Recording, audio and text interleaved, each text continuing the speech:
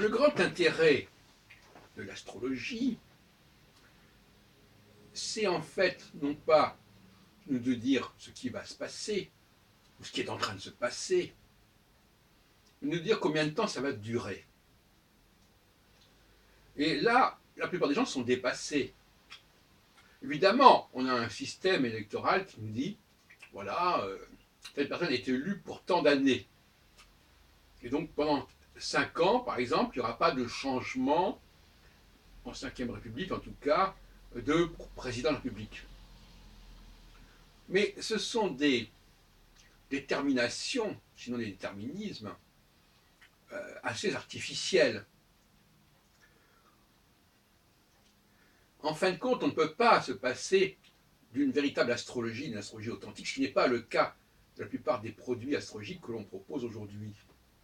Mais l'homme du XXIe siècle sera un homme qui sera capable de percevoir le temps à venir de façon structurelle.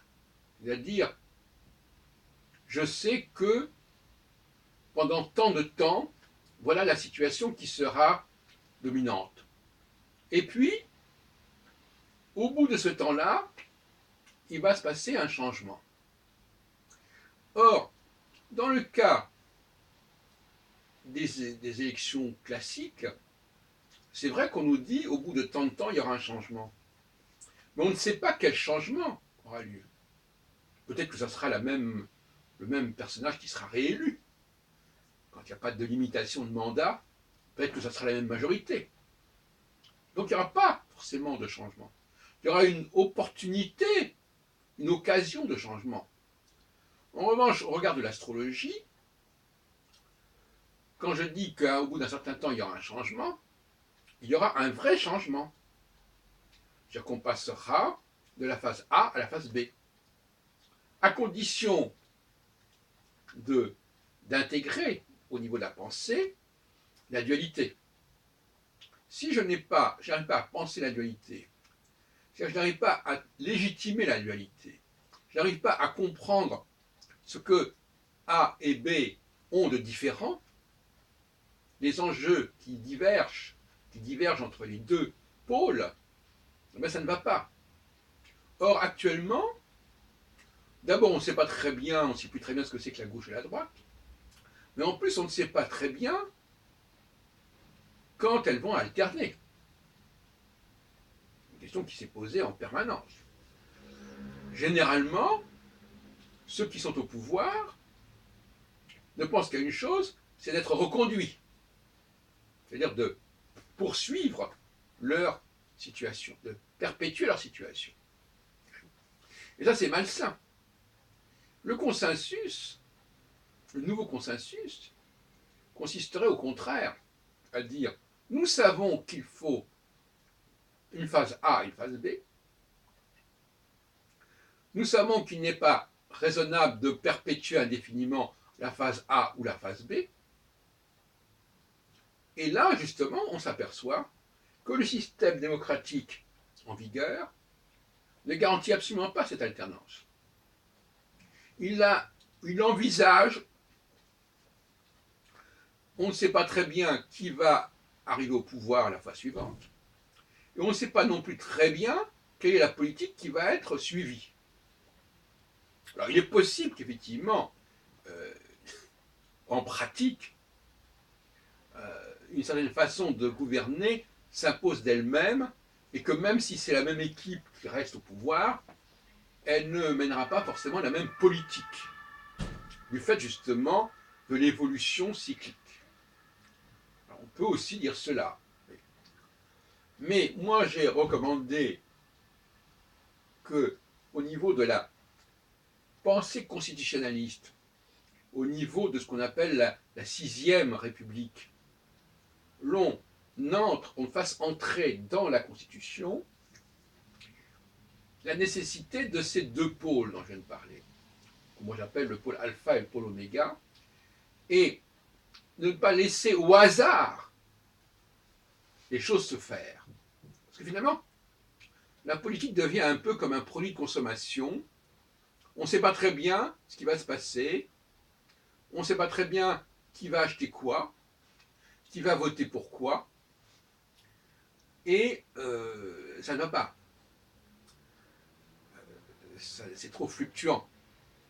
Alors l'astrologie, ce n'est pas la fluctuation, ou du moins pas au sens péjoratif du terme. L'astrologie, c'est les changements, mais des changements structurels et non pas conjoncturels. C'est des changements qui sont nécessaires au système, qui sont nécessaires à sa perpétuation et à sa validité. Donc je propose que dans la Constitution, une nouvelle République, en France ou ailleurs d'ailleurs, l'on précise les conditions de l'alternance, les contenus de l'alternance, et d'une certaine manière, que l'on accepte l'idée que le personnel de la phase alpha ne serait pas nécessairement le personnel de la phase oméga parce que la mentalité n'est pas la même et que les méthodes ne sont pas les mêmes. Voilà. Donc voyez-vous, je pense qu'il faut être beaucoup plus concret, non seulement sur les programmes, il faut que ces programmes soient déjà dans la Constitution, sur les grandes orientations qui sont propres à la phase A et la phase B, et bien évidemment aussi que les moments de changement de phase soient définis à l'avance, c'est-à-dire que l'on ferait des élections, ou en tout cas des changements d'équipe, à certains moments bien précis. Maintenant, en ce qui concerne les élections, je pense que, autant pour la phase alpha, l'élection qui fasse appel au peuple fait sens, ça correspond à sa logique interne, autant pour la phase oméga, il faut mieux une élection qui soit le fait d'une certaine classe politique. Et cela correspond d'ailleurs aux deux philosophies de l'élection présidentielle qui se sont succédées entre 58 et 62. En 58, la philosophie de l'élection présidentielle était celle d'un collège de quelques milliers ou quelques dizaines de milliers d'électeurs, de grands électeurs en quelque sorte, qui étaient eux-mêmes élus des suffrages directs parce que c'était des élus justement. Mais on ne demandait pas au peuple de voter, sinon indirectement, c'est ce qu'on appelle la démocratie indirecte. Et d'autre part, il y a la question du masculin et du féminin. Et d'une certaine façon, je pense que quand on parle de la base, on parle avant tout des femmes. Et ce sont donc les femmes qui doivent être le soubassement de la phase alpha, et les hommes le soubassement de la phase oméga. Donc, là encore, la Constitution ne doit pas avoir une position trop rigide. L'électorat de la phase alpha, qui correspond en gros à la conjonction de Saturne avec une des 4 étoiles fixes royales, avec une orbe de 45 degrés, 22 degrés avant et 22 degrés après, doit être un électorat féminin. L'électorat de la phase oméga, qui correspond au mi-point entre Saturne et les étoiles fixes royales les plus proches,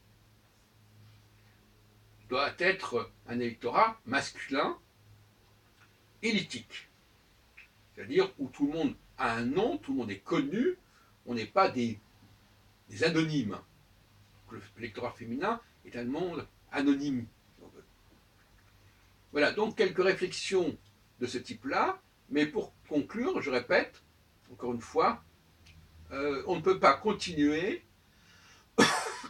à avancer à l'aveuglette.